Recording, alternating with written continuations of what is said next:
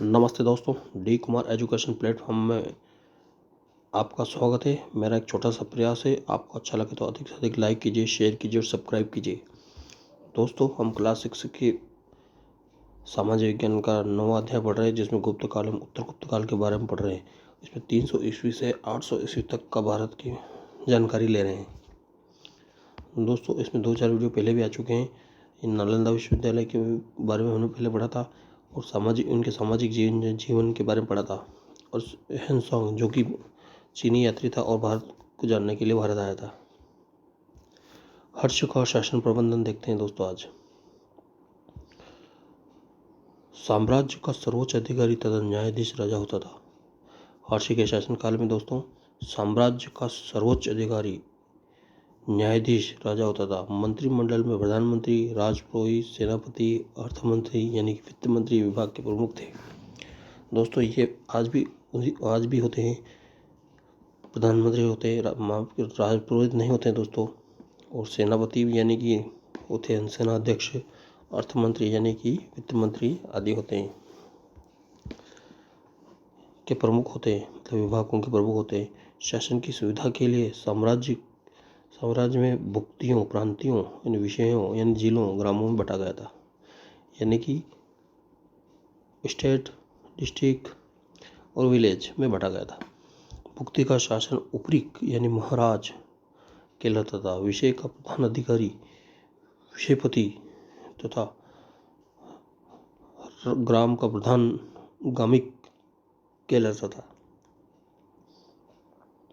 हर्ष प्रजा का प्रमुख ध्यान रखता था। यह राजा हर्ष था, वो प्रजा का प्रमुख ध्यान रखता था। वह दिन में पहले भाग में प्रशासन संबंधी कार्य तथा दूसरे भाग में धार्मिक कार्यों में व्यतीत करता था। यानी कि समय का डिवाइडेशन कर रखा था। हेनसोंग के अनुसार हर्षवर्धन ने छठवें धार्मिक समारोह में 5 वर्षों में एकत्रित धन दान में दे दिया था। हर्ष, जो कि चीनी यात्री था, उसके अनुसार हर्षवर्धन ने 6वें धार्मिक समारोह में 5 वर्ष में एकत्रित धन दान में दे दिया था। सन 647 में हर्षवर्धन की मृत्यु हो गई।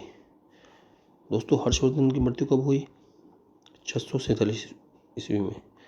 उसका कोई पुत्र नहीं था, अतः योग्य उत्तराधिकारी के अभाव में उसका साम्राज्य नष्ट हो गया। दोस्तों, हर्षवर्धन की कोई पुत्र पुत्री नहीं थी, तो उसका योग्य उत्तराधिकारी नहीं मिला था, उसका साम्राज्य नष्ट हो गया। अब देखते हैं दोस्तों चालुक्य। दक्षिण भारत में सातवाहन शासनों के पतन के बाद कई छोटे छोटे राज्यों का उदय के साथ लगभग इसी समय नवीन चालुक्य वंश का उदय हुआ।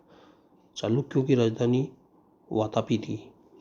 इनके प्रमुख शासन जयसिंह रणराज, पुलकेशिन प्रथम, कीर्तिवर्धन और पुलकेशिन द्वितीय थे।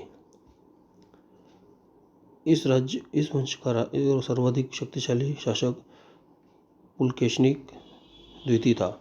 उसने नर्मदा तट पर हर्षवर्धन को पराजित किया था। चालुक्य नरेश कला के प्रेमी थे। उनके शासनकाल में कला एवं धर्म की उन्नति हुई। वातापी का मंगलेश का मंदिर, में मेघतुई का शिव मंदिर, एलोक की विष्णु मंदिर इस कला की स्थापत्य कला के सुंदर उदाहरण थे। चालुक्य राजा पुलकेशिन द्वितीय ने इराक के राजा खुसरो द्वितीय के पास दूत मंडली भेजी थी। चालुक्य राजा पुलकेशिन द्वितीय ने इराक के राजा खुसरो द्वितीय के पास दूत मंडली भेजी थी। अब देखते हैं दोस्तों पल्लव। सातवाहन राज्य का पतन के बाद पल्लव भी अपने अधीन इलाकों के शासक हो गए थे। सातवाहन राज्य के पतन के बाद पल्लव भी अपने अधीन इलाकों के शासक हो गए थे। यानी कि जो इलाके उनके अधीन थे, उनके वो शासक हो गए थे। उन्होंने अपनी राजधानी कांचीपुरम बनाया था। महेंद्रवर्धन प्रथम, नरसिंहवर्धन द्वितीय पल्लव वंश के प्रमुख शासक थे। दोस्तों, यहाँ से क्वेश्चन बनता है, पल्लव के शासक कौन कौन थे? पल्लव के शासन महेंद्रवर्धन प्रथम, नरसिंहवर्धन द्वितीय पल्लव वंश के प्रमुख शासक थे। नरसिंहवर्धन प्रथम ने चालुक्य राजा पुलकेशिन द्वितीय को युद्ध में पराजित किया। महाबलीपुर के राज्य के 5 रथ मंदिरों का निर्माण पल्लव नरेशों ने कराया था। महामल्लपुरम यानी महाबलीपुरम के 5 रथ मंदिरों का निर्माण पल्लव नरेशों ने कराया था। यानी कि यहाँ से एक प्रश्न बनता है, महाबलीपुरम के 5 मंदिरों का निर्माण किसने कराया था? पल्लव नरेशों ने कराया था। अब देखते हैं दोस्तों राष्ट्रकूट। दक्षिण भारत में पल्लव चालुक्यों के राष्ट्रकूट राजाओं के युद्ध होते रहते हैं। राष्ट्रकूट ने चालुक्यों को हराकर उनके क्षेत्र को जीत लिया था। यानी कि राष्ट्रकूट ने चालुक्यों को हरा दिया था तथा उनके क्षेत्र को जीत लिया था। अब देखते हैं दोस्तों तमिल संत यानी कि तमिलनाडु का एरिया। इस काल में नई धार्मिक विचारधारा का जन्म हुआ जो भक्ति कहलाती थी। उनमें कारीगर और किसान तथा अनेक जातियों के लोग शामिल हुए थे। वे घूमते हुए विष्णु तथा शिव की स्तुति के गीत गाते थे। इनमें आलवर विष्णु के उपासक, नैनार शिव के उपासक, ये गीत जनसाधारण की तमिल भाषा में लिखे गए और गाए गए। यानी कि शिव तथा विष्णु के उपासक थे तथा घूमते हुए गीत गाते थे और ये गीत कौन सी भाषा में थे दोस्तों? तमिल भाषा में।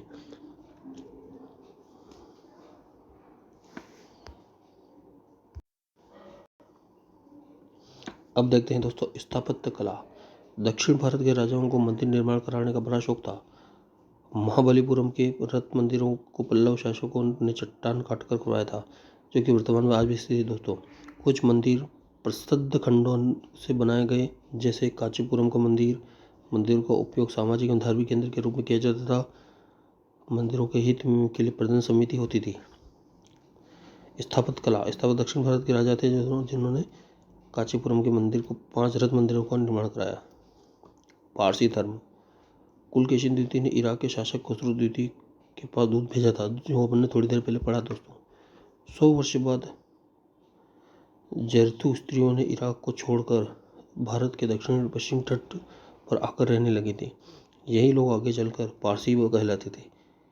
इसकी पवित्र पुस्तक का नाम जैंद अवेस्ता था। पारसी समुदाय के लोग ने भारतीय व्यापार को एक व्यवसाय में प्रमुख भूमिका निभाई।